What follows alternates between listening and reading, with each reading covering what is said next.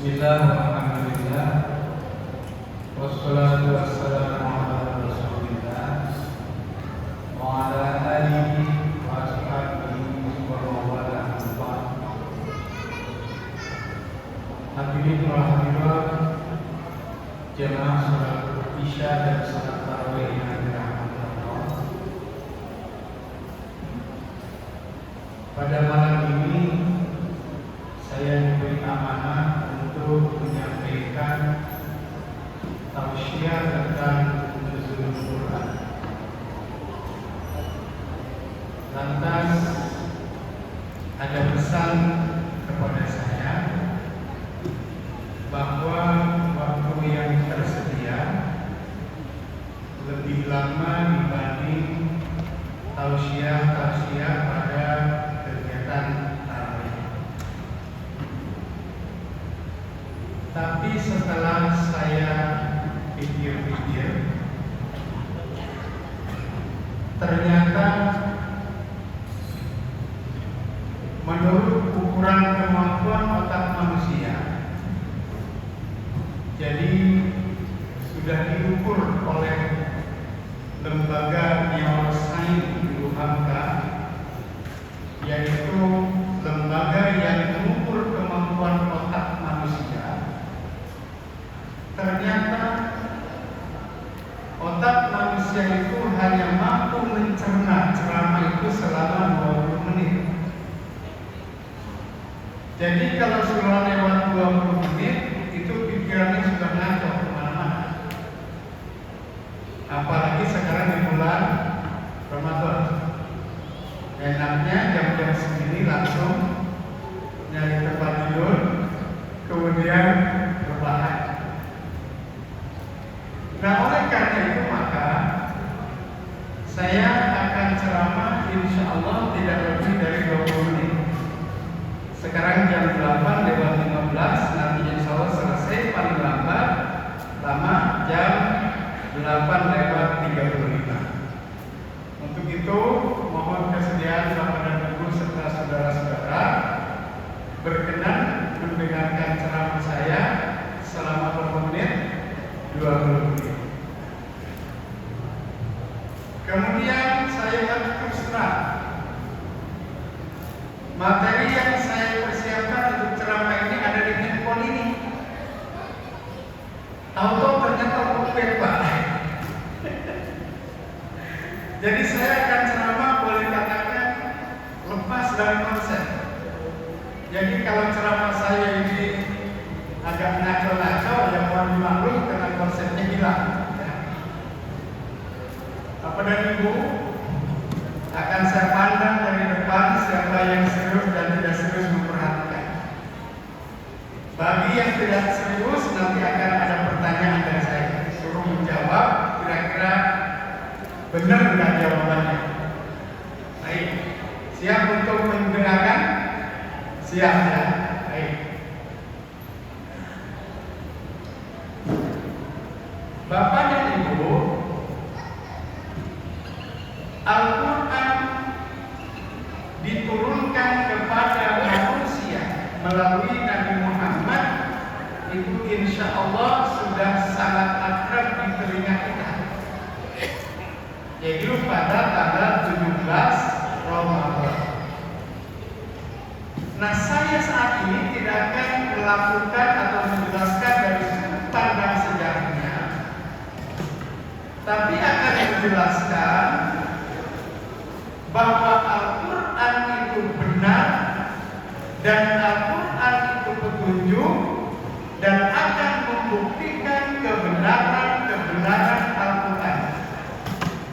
Saya ulang, saya ingin akan menjelaskan pertama, Al-Quran itu benar, kemudian Al-Quran itu sebagai petunjuk dan akan menjelaskan bukti-bukti kebenaran Al-Quran.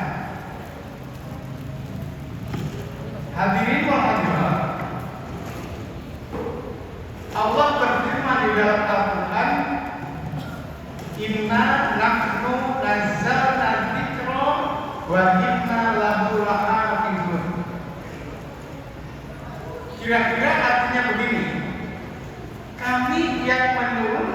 al-dzikra, yaitu Al-Quran, wa inna lahu lahafizun, dan kami yang menjaganya.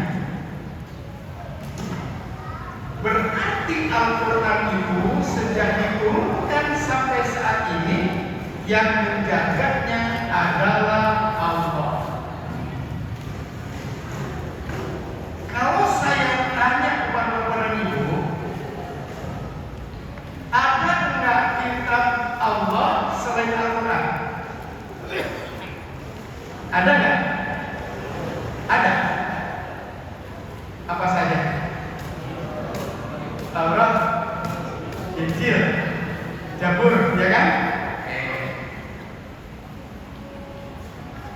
Nah, sekarang di mana letak kebenaran Al-Quran itu sehingga kita bisa yakin dengan kebenarannya? Pertama, Al-Quran di negara manapun adanya bahasanya sama, benar nggak? Ada nggak Al-Quran bahasa Inggris, bahasa Jerman, bahasa Rusia? Ada. Al-Quran satu bahasa, surat-suratnya sama dari awal sampai akhir, bahkan hurufnya pun sama, tidak ada bedanya. Sekarang kalau ada yang mencoba-coba misalkan menggeser-geser ayat surat Al-Quran, An-Nas lebih dulu, terakhirnya Al-Hab misalkan, ketahuan nggak? Ketahuan, ya. Berarti Al-Quran itu dari surat pertama, surat Al-Fatihah, terakhir surat An-Nas, di seluruh dunia pun sama. Nah, oleh karena itu maka Al-Quran pantas, bahkan harus menjadi petunjuk karena kebenarannya itu. Dzalikal kitabu la raiba fihi hudan lil muttaqin. Kitab itu tidak meragukan sebagai petunjuk bagi orang-orang yang bertakwa. Nah, kalau kita sekarang mau bepergian ke satu tempat yang kita tidak tahu, maka yang kita gunakan adalah petunjuk. Apabila kita bepergian tanpa petunjuk, maka bukan mustahil perjalanan kita akan nyasar. Nah, oleh karena itu maka Al-Quran diturunkan sebagai petunjuk. Sekarang saya akan membuktikan kebenaran Al-Quran. Bapak dan Ibu, kebenaran Al-Quran itu bisa kita lihat pertama begini. Setiap yang dirahasiakan oleh Allah di dalam Al-Quran, pasti manusia tidak mampu mengungkapnya. Saya ulang. Bukti kebenaran Al-Quran adalah setiap yang dirahasiakan di dalam Al-Quran pasti otak manusia, walaupun dengan menggunakan teknologi secanggih apapun, tidak akan mampu diungkap oleh manusia. Misalkan di dalam Al-Quran ada Allah berfirman begini, wa ma tadri nafsun bi ayyi ardin tamut. Tidak ada satu jiwa pun yang sadar di atas tanah mana dia akan meninggal. Coba sekarang kalau kita lihat orang-orang yang tabrakan di jalanan itu, kalau dia sadar bahwa nanti akan tabrakan, dia berangkat nggak? Nggak akan. Kemudian misalkan pernah kita lihat berita astronot meledak di angkasa, pesawatnya itu kan dia tidak punya pikiran, tidak punya kemampuan untuk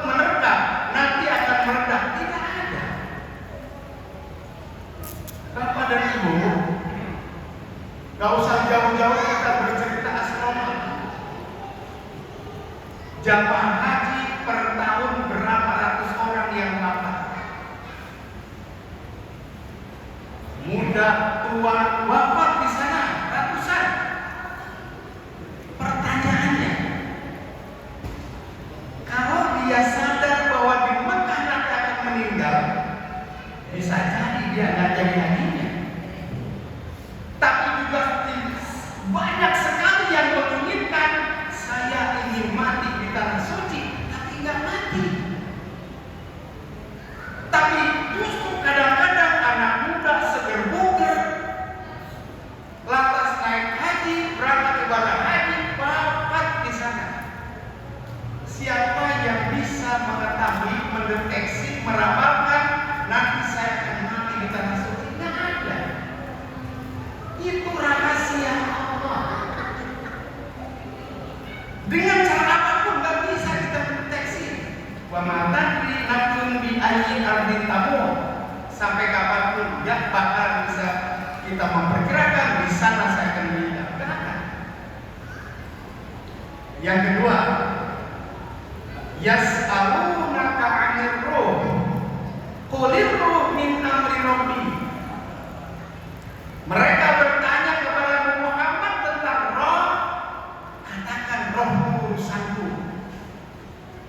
Bapak dan Ibu, kita sekarang hidup di masjid ini bergerak karena ada apa? Ada roh. Kalau roh dicampur oleh Allah, bisa nggak kita di sini? Nggak bisa. Bapak dan Ibu, saya pernah membaca di satu majalah tahun 80. Rasanya pernah saya sampaikan di masjid ini, majalah Jakarta pada situ namanya. Ada sejumlah para ahli teknologi, mereka ingin membantah teori tentang hidup dengan roh. Tapi mereka katakan hidup itu dengan jantung. Buktinya, kalau jantung bergerak, manusia hidup enggak? Hidup? Enggak. Tapi kalau jantung sudah tidak bergerak, maka manusia mati. Mereka bertahun-tahun mengadakan penelitian itu, bahkan mereka membuat satu perjanjian. Apabila di antara mereka meninggal atau mati, maka tidak usah dikuburkan, tapi langsung dijadikan objek penelitian. Bapak dan Ibu, ternyata di majalah itu dijelaskan kesimpulan tentang hasil penelitiannya, bahwa ada sesuatu di luar jantung yang menggerakkan fisik manusia itu. Karena jantung bisa dicangkok atau cangkok itu ketika rohnya masih ada. Tapi ketika rohnya sudah tidak ada, mau diganti dengan jantung pisang sekalipun nggak bakal berakhir.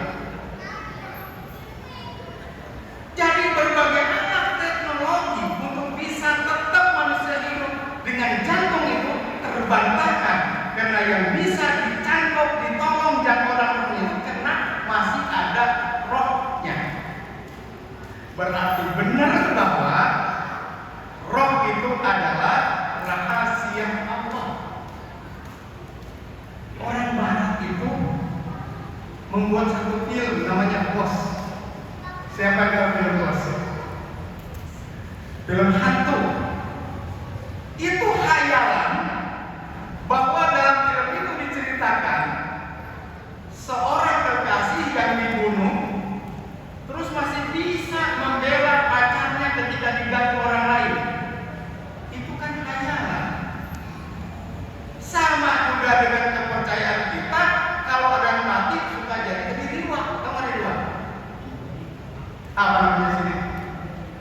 Medit. Apa tuh? Kalau ngewek itu begitu. Coba di daerah Sunda ya, itu ada namanya cicir. Ada nggak orang Sunda di sini? Jadi saya waktu kecil kalau nangis malam-malam ditakutin sama bapak ibu saya tuh di samping rumah ada cicir. Itu adalah nenek kamu, kakek kamu, nengok kamu. Saya tidak takut. Jadi dia bercerita tentang roh itu kemudian diwujudkan dalam bentuk kepercayaan dinamisme, percaya kepada benda-benda. Ada lagi yang mengatakan bahwa roh itu akan datang pada hari ke-7-nya, ke-40-nya, ke-100-nya. Makanya perlu diberikan sasajen. Itu hayalan. Gak ada. Itu adalah urusan Allah. Ini kebenaran Al-Quran. Masih ada waktu nggak? 5 menit lagi. Ya. Yang berikutnya, ketika kita mempelajari Al-Quran, maka di dalam Al-Quran itu ada ketika menyebutkan laki dan perempuan, ada laki-laki dulu yang disebut, ada perempuan dulu yang disebut. Ketika Al-Quran menyebutkan laki-laki dulu yang disebut, maka laki-laki yang paling dominan. Tapi ketika perempuan dulu yang disebut, maka perempuan yang paling dominan. Contoh, yang disebut laki-laki terlebih dahulu, wasariqu wasariqatu faqta'u aydihuma. Pencuri laki-laki dan pencuri perempuan, potong tangannya. Yang pertama disebut apa? Laki-laki. Oke, sekarang yang banyak melakukan perampokan laki atau perempuan? Laki, jelas. Tapi ketika Allah menyebutkan az-zaniyatu waz-zani fajlidu kulla wahidin minhuma mi'ata jaldah, itu perempuan dulu yang disebut. Berzina perempuan dan berzina laki-laki masing-masing dijilid 100 kali. Yakin nggak penyebab zina itu perempuan? Yakin? Nih mohon bunda-bunda jangan tersinggung. Kalau nggak yakin, ayo malam ini kita berangkat ke Bogor. Di daerah Jampang yang suka begini-begini. Oh, laki apa perempuan? Hah? Perempuan. Sekarang kita jadi laki dengan perempuan pinggir jalan. Mana yang paling sering datang sedan membawa dia? Nggak mungkin datang sedan bawa laki-laki. Tapi bawa perempuan. Yang bawa laki-laki paling berpasir. Bawa spot nggak? Nurin pasir. Nah, Bapak dan Ibu, jadi penyebab zina itu dalam Al-Quran disebut perempuan dulu karena memang penyebabnya perempuan. Sekarang Pak Haji ya keluar ke masjid ke sini pakai kaos singlet, kira-kira ada nggak yang kewajiban merasa? Nggak ada. Tapi coba ibu-ibu yang seksi gitu kan ya, pakai, nggak usah pakai inilah kaos apa yang kelihatan pendek itu, ini pensil, ini suka melihat kayaknya. Makanya perempuan itu dijadikan seluruh badannya aurat kecuali muka dan tapak tangan. Tapak tangan itu ini ya, kesininya nggak aurat nih. Ya. Ini atas bawah nggak aurat, tapak tangan. Tapi kalau laki-laki dari pusar sampai lutut. Bayangkan sekarang ada di sini orang nggak pakai baju, misalkan cuma pakai sarung doang sholat, sah itu. Tapi kalau perempuan begitu, kira-kira bagaimana? Nah, jadi Bapak dan Ibu, suka nggak suka penyebab zina itu perempuan, dibuktikan dengan disebut oleh Allah az-zaniyatu, zina perempuan.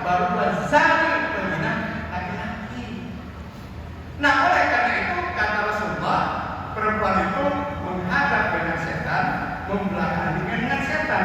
Bukan berarti perempuan itu setan, tapi maknanya menghadap punya daya tarik syahwat, membelakangi juga punya daya tarik syahwat. Coba pernah dengar gak? Waduh, bodinya kayak kita Spanyol. Kira-kira ada gak yang naksir laki-laki kayak kita? Nggak ada. Ya? Yang berikutnya sekarang yang disebut perempuan dulu, jodoh Bapak dan Ibu. Al-khabisat lil-khabisin wat-thayyibat lit-thayyibin. Itu perempuan dulu yang disebut. Perempuan yang keji buat laki-laki yang keji, perempuan yang baik buat laki-laki yang baik. Jadi sebenarnya menurut Al-Quran, perempuan itu paling dominan untuk mendapatkan jodohnya, bukan laki-laki.